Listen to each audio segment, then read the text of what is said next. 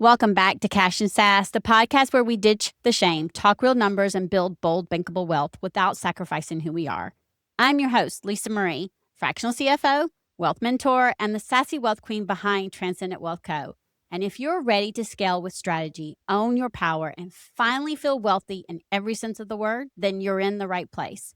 Today's conversation, y'all, this one goes deeper than numbers. Because you can make money, grow your business, and still feel off, still feel disconnected, still feel like something's missing. And that's exactly what we're diving in today. I've got Polish Peter Kolat joining me, and we're talking about what's really underneath your money patterns, your identity, your past, and the beliefs you didn't even realize were running the show. So if you've ever felt like you're doing all the right things, but something still isn't clicking, then this episode is for you. And as I always say, let's dive right into it. Thank you for being on my show. I truly appreciate it. You've said that you've lived through massive transformation. How did your early experiences shape your relationship with money? Well, first and foremost, thank you for having me on the podcast. I really appreciate it, Lisa. So to answer your question earlier, so back in the day when I was up until about 8 years old or so, I lived in the communist Poland, and that was a very scarcity based. And so how it shaped my relationship with money. So my dad was an alcoholic. He was constantly kind of in the bar. I don't remember having a relationship with him, kind of a thing. And every single time there was a conversation in my household about money, ended up in a fight and ended up a problem. At least that was my interpretation of it, being growing up, right? So the way it shaped my relationship with money, one is there is never enough of it, and two, and think about it this way: growing up as a little kid, you start looking for all kinds of different reasons. So I'm looking in the fridge. There was eight, no, six eggs in the fridge, kind of a thing, right? So there's scarcity. There's never enough money. And then the second part is money equals problems, right? Because every single time there was some kind of a, with my parents, it was about money and it was fighting. It was problems. So that was my first kind of before I even knew what money really was. It was my view about money. I love that. But how did it shift for you from there to how you are Money now, kind of thing. experiencing the Yeah. money now? Yeah. Yeah. So, if I like look at it, so there was the first part of my life, I would say when I came here to the United States, even into my mid 30s, when I was my first business that I've had, when I started in 2007, I was driven by this scarcity based money conversation. And the way it was shaping my life back then, my business back then, is I had to do everything myself because one, I can't hire anybody. I don't have money to hire anybody. I can't hire anybody. And by the way, nobody can do it as good as me, right? We never had that conversation, did we? And it has to be done perfect, And the way that came up for me is because my uncle built his entire house, and I watched him build his entire house from bottom up, all the furniture and everything in it. So, and he had to be very perfect doing that. So all that grew my business that way. When I say grew my business, it basically I was working about 80, 100 hours a week, Mm, running the business, running me and my life. mhm. And it did not end up, in a good place because in the end of 2010, my wife came to me. She said she wants a divorce. So obviously that money conversation didn't. So after that, I literally started looking from the perspective of what is it that, I asked that question, what the hell is wrong with me kind of a thing. And I started diving deep in and being awakened to what the money conversation is about. And one of the things I discovered is this money equals problems. Well, then I looked at it from the perspective of, well, listen, there are so many successful people in life that have a good relationship with money. They have a lot of money. I don't think they view it as money equals problems because one, they're not greedy. They're giving money back. They have charities. They give to charities. So what is it? So I started looking from the perspective of the money as a tool. Money is something that is just there. There is no, doesn't have any emotions, doesn't have anything. It just does what it does, right? It's my interpretation of that money that makes it be certain way. So as I started reshaping that conversation in my head, I started looking from the perspective. I started another business and I go, okay, so how can I hire someone? Who can I talk to? Who can I hire in a way that their position pays for themselves? And I started looking from that perspective, and all of a sudden started hiring one person, another person, started coaching people on it and things like that. And that conversation started shifting. And I started, as opposed to me being controlled by money, I started looking from the perspective, how can I control money? Where do I guide it? How do I steward it? Like every single dollar in Right. my that comes into my life is either a servant and it's some kind of an employee, or it's a fun money, or it's like wasteful money, or whatever. But every one of them says some kind of a designation, and it's not that it's all one kind of a thing. Does that make sense? Like before, everything was problems. Oh, it's very similar to what I say. There's a place for it. It all comes in, and there's a specific place where it's going and what use is going to be used for. And I talk about the buckets all the time, like having it allocated for specific things, because when we do that, we are not letting money control us. We're in charge and we're saying, okay, this is what it's for. And it also helps eliminate as much overspending, that overspending of without thinking about it that I see so often. So I Mhm. absolutely love how you're saying that you're seeing that. I want us to talk about though, like the identity internal work and how does that directly impact someone's financial income and financial decisions? Mhm. Because I think it does. And I would love to hear how you think about that and what you see. Right. So yeah. So remember, back in the day, I was like, money is problems. So nobody wants to have problems, right? I don't have problems in my life. Do you? I don't. You know what I mean? So, but the thing is, now obviously that doesn't work for me. So the way I shifted this, narrative in my head, because think about it, it's a meaning that I associate about money, right? It's some kind of a meaning that I'm putting in there. So the way I started shifting, I started questioning it. That is this really true? If I go and take this dollar and I looked at the dollar and I go, we have events around the, country with a company called Life on Air. We do these events. And at one point in the event, we pull out the dollar, have everybody pull out a dollar and say, listen, tell me when you look at this dollar, what do you see? What do you hear? How does that make you feel? What to like look beyond the dollar? And a lot of people will say, well, it's a handcuffs. It's a golden handcuffs. And by the way, we hear this a lot from people who have a W-2 job, right? Golden handcuffs. And so it's the meaning that we associate it. So now the way I shifted that conversation in my head is like, how could I steward that money? What if I'm a steward? Because like in full disclosure, I'm a Christian, right?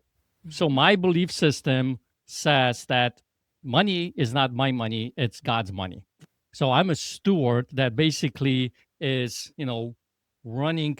It's almost like I'm a financial advisor in a way, like you are, kind of a thing. Like I Mhm. have to make sure that this money is being stewarded in a way that it makes somebody better, whether it's my family, myself, or someone else's lives better, right? So how do I Right. steward that money? Now, whether you're Christian or not, I think I can still take on that idea of like, how do I steward that money? Because it's in my life. So how do I make that money work for me or for others that is benefit for the bigger Well, picture kind of to thing? use for good and make a bigger impact. Right. Absolutely. Absolutely. Absolutely. Because most of us, whether we're Christians or not, we want to make an impact. We want to use it for good. So if we think of it that way, okay, how can I steward it for the good? I love that. That I like being able to reshape that. And yes, I'm a Christian. I believe in God. I have faith. And also believe in whether you believe in it or not, I agree with you. Be changing it and flipping it to where it's a steward for good and how can you use it that way is a really good way to think about that. And coming in and talking about the faith, how does faith or internal trust Hmm. play a role in building wealth that actually feels good? Oh, for me, it's huge. You know what I mean? Because I think there is. Think about it this way: if I'm like Christian and I have this, nudge, for instance, whether you're Christian or not, but we all have these nudges, right? And there is this nudge that says, you know what, you need to give it's $100 to this particular person, or you see the person on the side of the road, give him the dollar or whatever it might be. And we all have this reaction, right? So if the reaction is like, well, maybe I don't have as much as I think I need, but it's me giving the money to somebody else, there is this trust that somehow this money is going to come back to me, right? Or some form that is going to build me up. So the faith, the trust, I think plays a huge role when it comes to stewarding. Now, that also means that when I'm, let's say, hiring someone, that I am hiring him for a certain amount, right? An hourly or salary wise, or whatever it might be. And I look at the resume, see if they're going to perform the job. But there's still some trust that what they're saying, that they are going to be performing that, right? So if you really think about it, there's a lot of that trust that comes into all kinds of different areas of our lives, whether it's hiring, whether it's stewarding money, giving it to church, whether it's, let's say your kids, you want to support them going to college, right? And you want to give them money towards their school. Well, there is some trust that, maybe they're going to do something with it. In today's world, who knows, right? The careers change every 5 years, kind of a thing, right? So there is a lot of this trust conversation. I think the more you build on that, like for me as a Christian, I think the more you let go, the more it comes back to you. And at the beginning, I started like testing that. If I give money, not necessarily it's going to come back right away, but I started seeing, is there money going to come back to me? And I think the more I did it, the more money started growing and coming back. So I think it's a huge part into the walk that we have in life and in business when it comes to this money conversation. Oh, absolutely. Absolutely. And I love that. And so here's my question though. Why is it that so many successful people still struggle financially, even when they're making good money? Because I see it all the time. I think the reason is because we all, in my coaching, one of the things that I've discovered that at the end of the day, each one of us deals with two big fears, and one of them is stronger than the other. One is called, am I loved? Am I loved as a person? Am I loved as a father, as a mother, or as a kid, or a man, or whatever, a person, right? Appreciated, acknowledged, those kinds of things. And the other one I think is very strong for a lot of people is that, am I enough? And I think, am I enough not only comes to be as a person, enough money. Do I have enough money? And the thing is, the more you start to walk through this life when it comes to, let's say, money and being rich, it's never going to be enough. If you understand that part, that it's never going to get to a point where it's enough. Like, think about this one. Do you think Elon Musk has enough money? Do you think that he thinks that he has enough money? I'm not sure. I don't know. But this guy is literally the richest person in the world. Does he enough? I don't know. But if he goes and, whatever he ends up doing with his money, I think we have this internal fear that we're constantly battling of being enough. And I think that's why I think a lot of rich people are dealing with that fear, because maybe, am I good enough to be in this room with all these people? Am I good enough as a person, and good enough as a father, good enough as a money provider, good enough as a money maker, and all kinds of different things, right?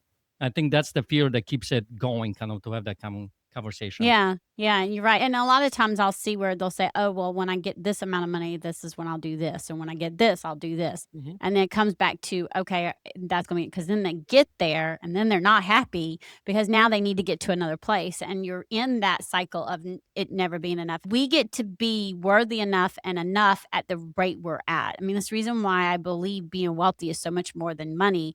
It's way we're living our life, as how we're stewarding our life. It's what we're doing. Are we taking care of our bodies? Are we healthy? Our mental? It's all of those things combined. And I talk about this nonstop. And it's because what you're talking about is that where we have that belief of whether we're, loved, and Mhm. are we enough? And I think that a lot of times that stops us, stops a lot of us from becoming better at managing the money, because we see, okay, well, this is the way it was always happening in my lifeline. Not so I'm just gonna I'm there's no chance. I'm just gonna have to keep doing it. And it comes back to deciding, no, that's not actually, you get to decide. Yeah. You get to be enough. You get to say, I am enough and this is enough, and then steward it so that more, comes to you. So I love that. Yeah. So many entrepreneurs end up in this hustle and overwork, like you're talking about. Mhm. And why is it that you believe that they've normalized the overwork and the hustle in entrepreneurship? When so many of us, that when we go into entrepreneurship, we don't want to, you know what I mean? So many of them Mhm. will say, I'm not working this, I'm going to do it. And then they end up in this constant hustle and overwork. Why do you think that is? Yeah, that's a great question, because think about it this way, like, how many of us go into the business and said, I won't go into the business for myself in order to have some kind of freedom, right? To be free, to, whether it's go on vacation with my family or whatever it might be, right? Or spend time with my wife or whatever it might be. And then whatever years later, we're working 80, 90 hours a week. And that vacation, that freedom is further down the line that we thought we were going to be. And we're making all kinds of different money, right? And I think the reason is, one is that, like, those fears that I just talked about. But I think there is, I wrote this in my book about this framework called 7 Human Drives. And originally got it from a guy named Tony Robbins. He developed this 6 human needs, and I went 7 human drives because I think he left one that is really important, and that is the faith one. I think there is a big part of it, the faith that drives all of us. But one of those drives, I'll give you an example, is the drive for significance, feeling important, feel like I matter. And in that drive, what ends up happening for some people, not all of them, but some people, is this keeping up with the Joneses kind of a thing, right? This looking good, this idea that look what I have kind of a thing. And what ends up happening is, if that belief drives you, what ends up happening is that if you are not looking in a healthy way on that, what ends up happening, you make the big money, and then it's not so much like how much money you make, but how much money you keep, right? So the keeping part thing, now you have expenses go up. So now Right. you're, let's say, making $1 million a year, but your expenses are $999,000, 999, and you have $1 left in the bank account, and you look like you are super duper successful, but deep down you're struggling, or you live on the credit cards, or the gap is very tight. And now you have to increase the debt, right? And what ends up happening is this idea, the keeping up with the Joneses in this particular instance, keeps you in that trap. And if you recognize, to think about it this way, at the end of the day, nobody really cares. Everybody's just keeping up with their own story of keeping up with the Joneses. But like, do you really care? Right. Right? So if you all of a sudden like, why am I doing all this, right? And maybe you let go, right? You laughing because I think it's so It's true. true though. It's Yeah. so true. I'm laughing because it's true. I see it all the time. You're right. You're right. And if we would get out of that and just take care of ourselves and just focus on us and not live up to the Joneses in that thing, so many of us would have so much more. So here's the other question. What is the real cost of chasing money without doing the deeper work, without noticing what some of those patterns are and doing the deeper work to change them? I think the real cost is fulfillment in life. I don't think you're going to be fulfilled Amen the on that way you one. thought you were going to be Yeah. fulfilled. Yeah. Because I think that's why, one of my favorite comedians of all time is Robin Williams. Now, I don't know if you I knew loved who that him. was. I loved him. This guy was amazing. His skit on golf, like, how somebody could, like, was Scott or Irish people created golf. I was rolling on the floor when he was doing it. One of the, based on what I believe, he was very rich, right? Because of all the different things. At the end of He the had everything. He had everything. He was, I mean, when I found out he passed and how he passed, I don't know about anybody else, but I was shocked because you're right. Yeah. He had everything. He Right. looked happy. He had everything. Right. And the thing is, he was not, and I don't know the exact case, but it doesn't seem to me like he was very fulfilled in life, like the purpose or whatever it might be, right? He wasn't. And I think that's what's a missing element for a lot of people, because when I wrote the book, here's what I think also happens. We were born on this earth, we come on this earth, and we are just free, kind of a thing. Think about it like a 3, 4, 5-year-old, right? We're carefree, we don't have any fears, we don't have any worries. We're just curious about life. We're just happy peppy. Like, we don't even know what fear is, right? We just go on about life. And then pretty soon we become the sponge and we start learning about the life, of what it means. And we start bringing in the beliefs of other people, what they tell us how we need to be, right? Yep. Whether it's parents, whether it's school, whether it's society, whatever it might be. And we take on this persona. Everybody else's. Yep. Right. How we need to be in order to what? Survive. Not so much thrive, but to survive. And then Right. we go about doing different things in life from those belief system, and we become this version of us that we operate from. Now, if you just got back to your authentic self, that the way you were doing this, right? all of a sudden, maybe I don't have to strive so much for all those different things. When we do these events around the country, one of the first things that we tell people, like, what do you want your vision for your life to look like? Forget the job, forget the money, forget everything. I Like, love that. The like vision. think about it this way, like, don't even put on that vision that you are a multi-gazillionaire, right? Because that's still in a way limiting. But what would you want your life to look like? You know what we discover a lot of times? What we discover, and I've done this event probably over 100 times now. We've had thousands of people come to these events. At the end of the day, what people want is they want that freedom. They want to spend time with the family. They want, let's say, vacation. They want to, have peace in their life. They want to be fulfilled. They want to be happy, right? And what they also discover that some of all those different things that they thought they wanted, that's not what they really want, right? And their vision for their life, sometimes it's like, they think it's going to cost them, $1 million. But after they go through this exercise, it maybe costs them in reality, maybe 120 grand or something a year. And you're like, oh, that's a lot more achievable, right? So it changes how you operate in life. I love that. I love that. So, okay. If someone knows they have these patterns, but they feel stuck, tell my listeners, where do they start? And I've talked about this before, but I also want them to get a different perspective because, again, I tell them there's different perspectives. Something might click, and I want them to be able to make the shift. Again, it's a stewardship of being able to help and have the change. So, how can they start to make that shift? Where would they start? Well, I think the first thing is awareness. I think a lot of us are not aware of life and of our beliefs. Like, up until I was 35 years old, I wasn't aware that I was a people pleaser. That I'm sitting in this mastermind group and I'm talking about my life and things that I'm doing and how I'm operating and how I'm saying yes to every single one of my clients and all those kinds of, I'm running like a chicken with a head cut off kind of a thing, right? And the person on the other end says, well, dude, you're a people pleaser. I'm like, what? No way. Are you serious? I didn't know. I didn't realize I was either. Until someone goes, you do realize you're a people pleaser. No, I'm not. I'm like, yes, you are. Right. I'm like, okay, we got to do something about this. Right. And so, because I call them the blind agreements, right? We blindly agreed at some point that this is who I am, kind of a thing. So the awareness, once you are aware of it, I think it's important to actually start questioning it. Like, is it really true? Right? Like asking that question, not is it true? Because what we tend to do is like, we have this something called, what's the word I'm looking for? Not comparison, but confirmation bias, right? Confirmation bias. So we're going to look for things to confirm what we already believe. But what I'm talking about is actually questioning those beliefs. Is it really true?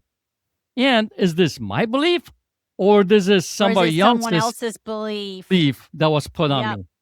And when we start to actually be or start questioning, like, that was my mom that back in the day said that to me and I took it on like it's my own. That's not my own. Well, let's look at something else and start believing something else, right? Because we all do this all the time. So when you start doing that, that's the number one step. And I think that's when people, quote unquote, let's say, wake up or have epiphany or have a breakthrough moment or whatever you might call it. And is that where they can start shifting the money that they make to where it begins to align with who they truly are? Yeah, and then they still have to take actions, right? Because think about it this way. What's one of the actions? So, like, for instance, one of like my thing, money is problems, right? So then I start looking, okay, money is, I'm a steward of money. So what's my action? Well, I'm walking down the street and I have this nudge in me that I need to give, $10 to this person that's sitting in the corner. I got to pull out the money and give $10. That's my action, right? And you start to do more of this, start compounding. And you start, well, how I feel about this? Well, I'm feeling really good, actually. It wasn't so bad. All right, well, let's try again.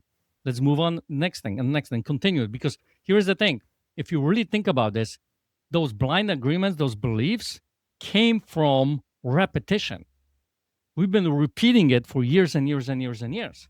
So let's take on the new belief and start repeating it through different actions or different conversations over and over and over and over again. And before you know it, it's going to be a new belief. And the old one is going to kind of go into like, the back office kind of a thing. Right. Right. And the key is to recognize when it starts to try to sneak up into the front office again, because y'all, it will. Mhm. It doesn't just disappear and Mhm. just go off in the back office and lay down and, never show up. It will try to appear. There is one caveat to that I would say is this. If that, because we all have these moments in our life that have such a huge impact that we basically decide that I will never or I will always or whatever, some kind of a strong belief.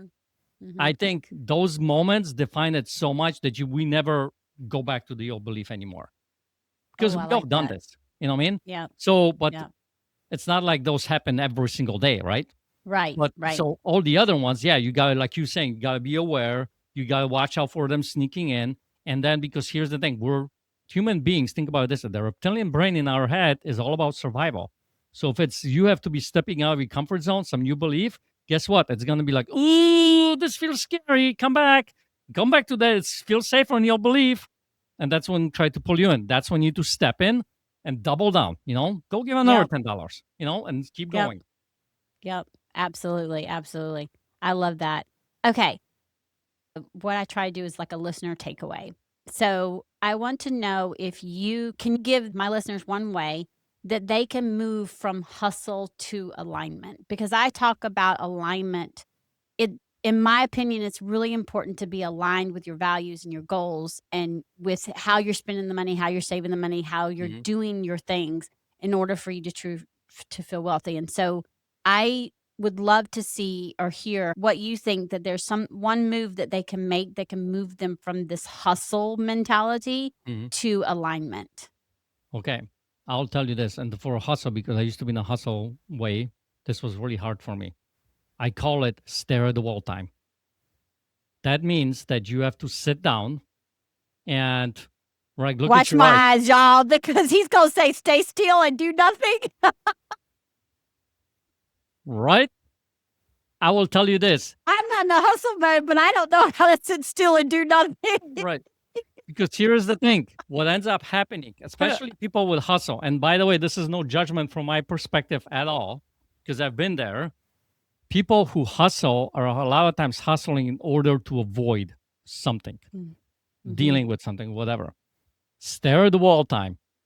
I do this, and sometimes it drives my wife crazy, right? Because what are you doing? You're not being productive or whatever it might be, And right? see, that's the reason why I have a hard time sitting still, is because I was taught that you weren't supposed to sit still until you were done with the thing, chores or whatever, and you have to be productive. So, but as soon as you said stare at the wall, I was like, oh no, this is going to actually fit for the person who my family goes, will you just sit down and just be? And I'm like, no, not until I'm No, done. You know what I mean? And so I no. knew you were going to say that. So this is really cool. This could benefit me and people who are like me as well. So you literally stare at the wall and do nothing. I literally stare at the wall and do nothing and just be aware of what's going on in here. And if a thought pops in, you learn how to let go. It's like, at first it's gonna drive you nuts because you're literally like, sometimes you're gonna have to sit on your hands, right? And you sit on your hands and not do anything. But the Oh my more you gosh. But listen, I will tell you this, the more you do this, the more successful you will be in life. Because here is the thing, the hustle thing, right? I feel like I need to do something because if I'm not doing it, then I'm being productive, I'm being lazy or whatever it might be, right? So Yes. I'm constantly, by the Yes. way, where did that belief come from? Who taught you that? Oh, it was taught from corporate and my parents. It was taught from Right. society. Yeah. Yeah. So it's somebody's belief, or like let's say your mom's belief, Right. right? Right. And by the way, someone who tells you to go sit down and like no hustle kind of thing, like stare at the wall, you're like, you know what? No, I can't do that. I'll tell somebody else to do that, but I can't do it, right? Because it's really, really difficult, right? And what ends up happening, the more you do that, the challenges that are going to come up.